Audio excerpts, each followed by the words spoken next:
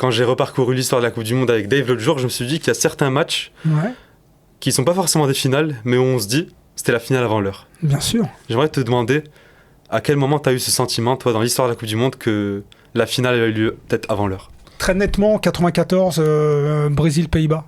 D'accord, ouais. D'ailleurs, après, j'ai arrêté, j'ai pas regardé. Enfin, si, j'ai un œil, évidemment, tu exerces toujours un œil, mais je savais que c'était le sommet. Enfin, je savais. C'était un quart de finale Quart de finale. Ouais, ok. Donc 3-2 pour le Brésil.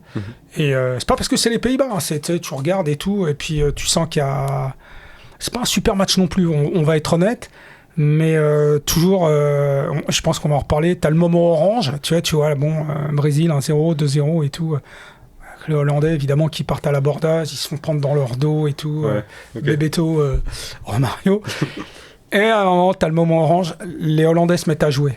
Et là, c'est un tsunami force 10, tu vois ce que je veux dire, 2-1, 2-2. Et le Brésil n'existe plus, il se liquéfie. Et tu dis, ça va nous mener où? Bon, finalement, il y a le coup franc de Branco, 30 mètres et tout. Pas mal, hein, bien tiré et tout, 3-2 et tout.